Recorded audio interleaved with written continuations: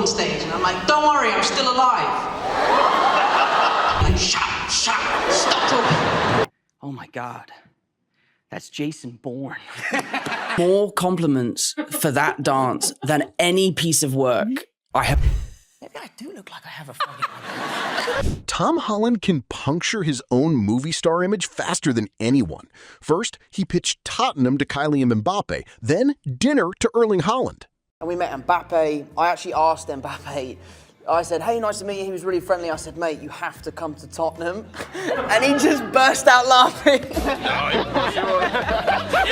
It's impossible. Erling Haaland. Yes. It's exactly the type of humbling experience that is important for actors. Yeah. You know, once you think... I'll text him, I'll take him to dinner. Not even a response. Not an excuse, not I'm busy tonight, I'm playing football, nada.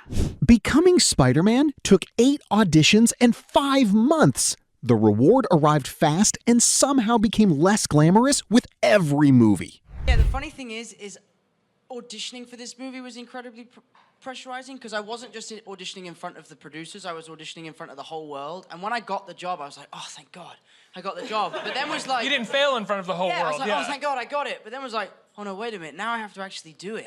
And then like the real pressure kicked in. Civil War, it was Civil War. I found out, I think on a Friday, and like Monday morning, I was in the Spider-Man suit working with Downey. Yeah, the first time I tried on the Spider-Man costume for Civil War was the most disappointing part of the whole process. Not why you think. Listen to the story. I remember on Spider-Man 1, you know, in the UK, we really romanticize what the American high school life is like. And I secretly enrolled in the Bronx School of Science and went for like 2 weeks at this school. Really? I had like a fake accent. My chaperone pretended to be my dad and would like drop me off at school every day. And like, they're like the smartest kids in America. They're like genius kids, and I'm thick as shit when it comes to science. I was on my phone because I was trying to document it all. I'll show you afterwards, it's actually nuts. But yeah, like that research stuff, like there's no world in where you could do something like that. I bartended down in Knoxville, Tennessee to pick up an accent. Nice. And did that for like a month. Just for a month? So I was sitting next to this very pretty girl in class, and you have to go through an exam process to get into this school, which obviously I didn't do. And she's like, hey man, what's your deal? How are you here? I was like, well, let me tell you my secret. I'm actually Spider-Man. She's like, dude, you're fucking nuts, bro. What the hell, really? And I'm like, no, seriously, I'm Spider-Man. Obviously, none of my movies had come out. No one knew about it. It was a big secret. So I just looked like some nut. Think that I'm trying to be English to not be Tom Holland. It's really weird. I've had people like, you're such a dick, man. Like, why are you lying to me? I'm like, I'm not. Ask the Queen. I get the same reaction as I did here tonight when I opened my mouth for the first time and people didn't know I was English. And they're like, you didn't know I was English? Well, that's because you're my biggest fan. American accent? Ironically, the word that I struggle to say the most is Spider-Man. It's so weird. It just feels like there's an immediate degree of separation from who I am as a person. And, you know, doing different American accents is difficult, you know. On the Odyssey, I think there was a few times where I went full, like, New York Queens. Like, Odysseus, you're home. How are ya? Yeah. It started with childhood street dance. Years later, rusty tap shoes and live television still found fresh ways to expose him. When I was a baby, there was a Janet Jackson song. I don't actually know which one it was, but my mum always used to play it, and apparently I would dance along. And she thought it was like... Because I'd been telling this guy, this director, Paul King, I said, don't worry, bro, like, I can dance. Like, I'm a dancer. Yeah, I was on the West End, okay? Right, and we get there, and it's a, you know, a bare room with a hardwood floor. I've got tap shoes on. First time I've worn tap shoes in 15 years. Wow. And immediately I'm like, wow, my feet feel like shit in these shoes. Yeah, these hurt. Yeah. He was like, do you think we could cut the shorts a little bit short? I was like, no, still years ahead of its time. Tom loved the heroic version of stunt work. The people taking the hits, in the suit itself, had a much less glamorous edit. Stunts. I do, actually. I do my own stunts, but there are some stunts that I can't do. And then that's why I have my stunt double, Greg and Luke, who are incredibly talented. and have made some of the action sequences in this film, I would say, the most memorable Spider-Man sequences ever. It looks great. So I do my own stunts, but I can't tell.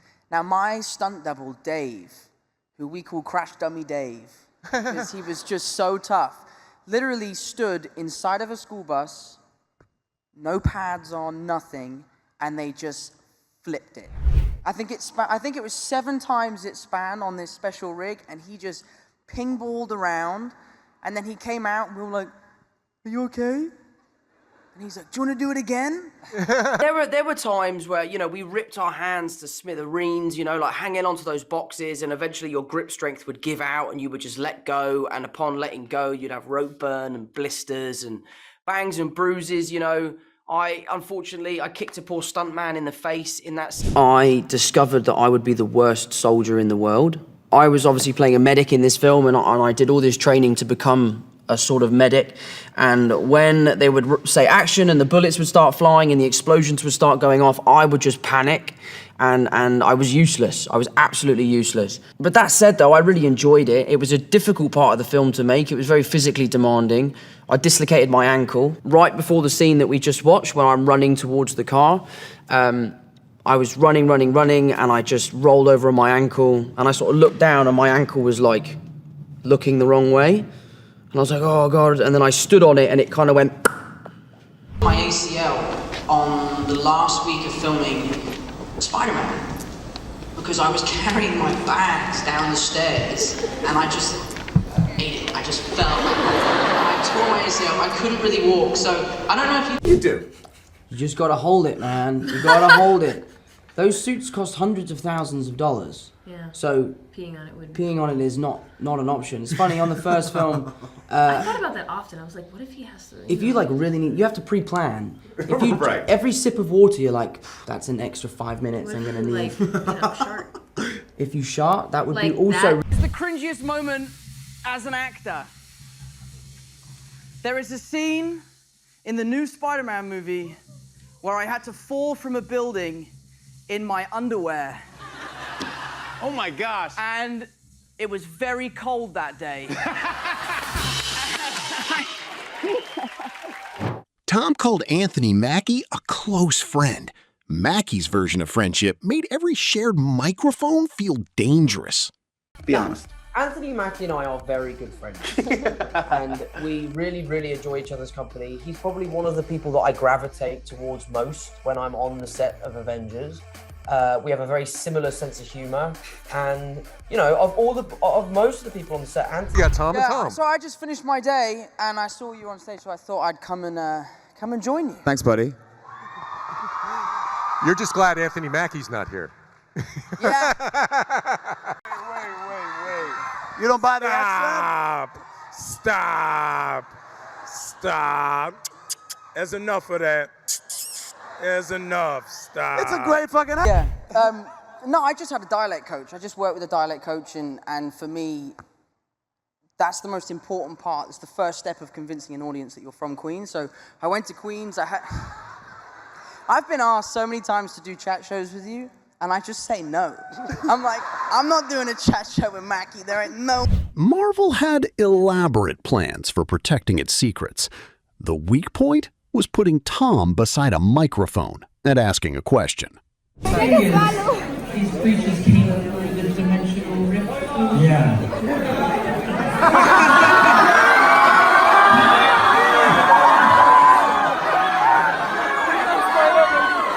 I'm missing. You won't even.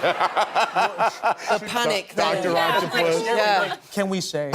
Tom is so gun shy, he won't even mention the announced cast of the Just film. don't talk to me. Yeah. Speak to these.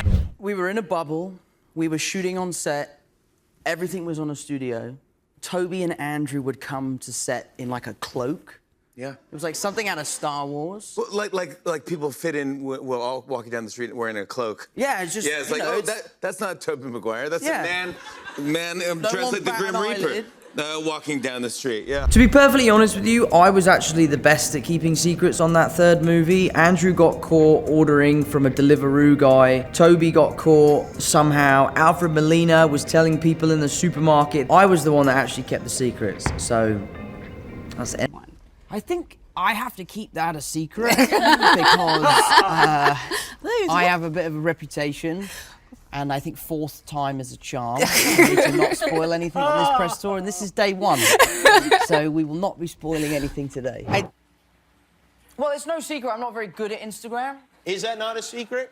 No. Oh. I basically forgot to post the trailer. Uh-huh. I woke up bad. in the morning. We were supposed to post it at 6 a.m. Yeah. Is that right? And I couldn't figure out why I was getting so many more followers. I was like, this is panic.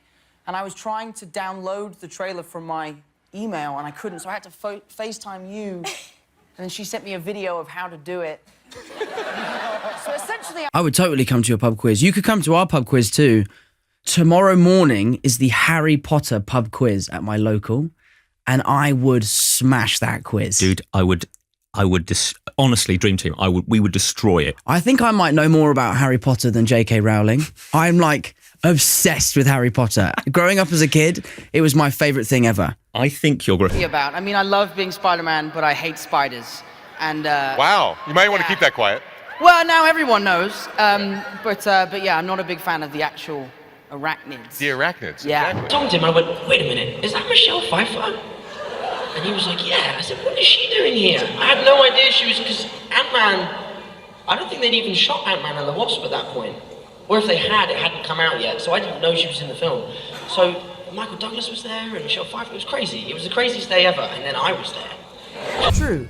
One time when we were shooting Avengers Infinity War, I think it was. No, it was Endgame. She was in her blue suit, and I was in my Spider-Man suit, and she came up and she asked me for a photo with me and Robert, and then I think she posted it and she said, Robert Downey Jr., myself, and this guy. I was like, So this guy. I was just the guy. Well, that's cute. nice, yeah. Oh, this guy. This guy. Meaning, like, I forgot his name. He's somewhat of a nightmare to work with because if you come up with something really funny to say as an ad-lib, he will always out-funny you. He's so quick. I'm so excited for people to see John Bernthal in this film. There's no secret that I absolutely adore him as a person. I've known him since I was a kid. I know his family really well. You know, I knew his kids when they were, you know, really, really little. And we did each other's audition tapes to get Spider-Man and the Punisher back when I was 17. So funny with my brother Harry, like when we were kids, I used to say like, when I'm turn 18, I will never talk to you ever again. And I've been living with him for like 10 years. Back home, one of Tom's younger brothers still had online classes. Tom saw a chance to turn normal life into a production. I walked in on his online class. Yeah, he was so embarrassed. What class was it? I don't know. He told me it was. I don't know what's going at the end. Did you of say the hello? Day. No. It's not till this afternoon. I've managed to retrieve his timetable. I've done a little bit of traveling. I had an amazing time. I've been seeing my family. I've been seeing my friends. I've been playing golf.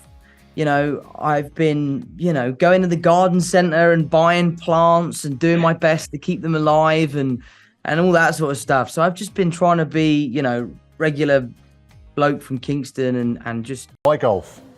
I like golf just because it's incredibly humbling. Right. You know, no matter how hard you practice or how, you know, often you play, you can still have days where it feels like you don't or have never played before. Sure. And for me, I have a really overactive brain, right, which I think has served me well as a creative, but sometimes I need things to just help me calm down. Commitment. I wouldn't say golf is good for my mental health. Right. Because I'm quite a hothead and I can get quite angry on the golf course. Making me nervous about you showing me. Yeah. And I can get... The other day, and I just had to go home. I was like, do you know what, dude? I got too much going on right now to have this sort of stress, so I just went home. It was awful. Golf sent him home, where Christmas dinner and Tessa were waiting to prove ordinary life had hazards of its own. The biggest crime in all of Christmas dinner is when you think you're eating a roast potato and it's actually a parsnip. I haven't worked for 3 years. Morano's always looking for chefs. You do not want me in your... Oh, because I'm lazy. I've got one of those hot taps. Oh, fancy. They're like, and I just fill it up with boiling water. And I'm like, I've just saved 5 minutes. And really, I just ruined my potatoes. You ruined your potatoes. They're not cooked. Rescue dog rescue. I'll always help with rescue dog rescue, anytime. Do you have your own dog, I understand? I do. I have a Staffordshire Bull Terrier. I'm sorry, what? It's a Staffordshire Bull Terrier. It's basically like a really small, fat... Do you know what? They probably would, because Tessa is the most quiet dog of all time. She barks at one thing and one thing only, which is when she wants to be let back into the house. Right. After doing a wee in the garden. She doesn't poo in the garden. Oh, just in the house. Just in my room. Great. On my bed is where her favourite place to poo is. Lovely I stuff. don't really know if we trained her to not poo in the garden, but she'll only poo... This is a really crazy thing to be talking about on the radio. She'll only poo in the park. Or in the pit. At home, the embarrassment stayed private. On red carpets and award nights, the audience got much bigger and much harder to avoid. It's no secret, I hate premieres. I find them so unbelievably I guess you're working, overwhelming. aren't you? Yeah, to the general public, it looks like the most fun day ever. But for me, from it as possible. Like, you'll never see me at an award show that I don't have to be at. I'm never going to a red carpet event that I'm not in the film of, you know? I don't want the attention when I don't need it. I get taller a lot. You get the tall? Everyone says it like, oh my god, I thought you'd be taller. I'm like, thanks. What a way to start the conversation, eh? For Cherry, Tom tried to disappear into the role. His body, his brother, and his own voice kept negotiating the terms.